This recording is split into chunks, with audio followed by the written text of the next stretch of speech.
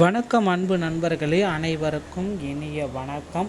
இன்றைக்கி நம்ம இந்த வீடியோவில் எதை பற்றி பார்க்க போகிறோம் அப்படின்னு பார்த்தீங்கன்னா, தமிழகத்தில் இந்த பயிர்க்கடன் தள்ளுபடி, விவசாயிகளுடைய பயிர்க்கடன் தள்ளுபடியை குறித்த முக்கியமான அறிவிப்பை முதல்வர் விஜய் அவர்கள் இந்த பட்ஜெட் கூட்டத்தொடரில் வெளியிடுவாரா?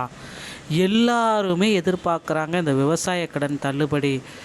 தமிழக அரசு கூட்டுறவு வங்கிகளில் விவசாயிகள் பெற்ற பயிர்க்கடனை தள்ளுபடி செய்வது குறித்து முக்கிய அறிவிப்புகளை வெளியிட தயாராக இருக்குது.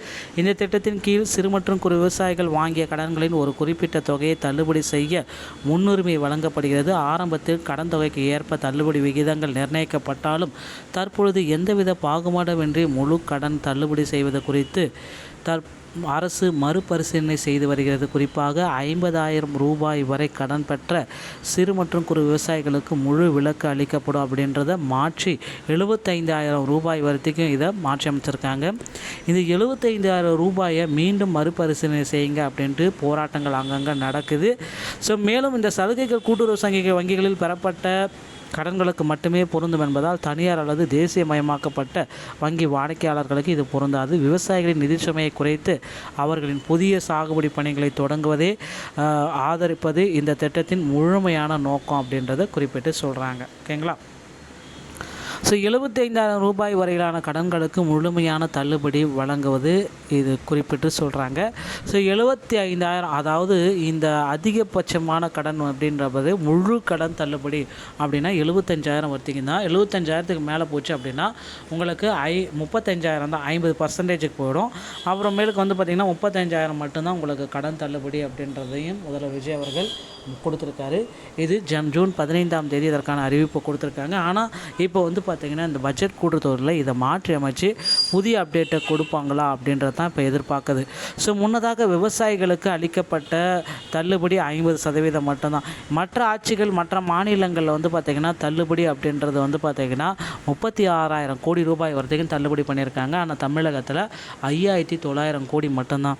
தமிழக விவசாய சங்கத்தின் மாநில பொதுச்செயலாளர் PS மாசிலாமணி, விவசாயிகள் சங்கத்தின் மாநில பொதுச்செயலாளர் சாமி நடராஜன், தமிழக விவசாயிகள் பாதுகாப்பு சங்க தலைவர் ஈசன் முருகசாமி ஆகியோர் கூட்டாக விடுத்துள்ள அறிக்கையில் என்ன கூறுறாங்க அப்படின்னு பார்த்தீங்கன்னா, மாநிலம் முழுவதும் விவசாயிகள் பெற்ற கூட்டுறவு கடன்களில் 5 ஏக்கருக்கு கீழ் உள்ள விவசாயிகளுக்கு முழு ஏக்கர் தள்ளுபடியும் 5 ஏக்கருக்கு மேலே உள்ள பெற்ற விவசாயிகள் கடனில் பாதி தள்ளுபடியும் செய்யப்படும் என்று தேர்தலுக்கு முன்பாக வாக்குறுதி கொடுத்தார் ஜோசப் விஜய்.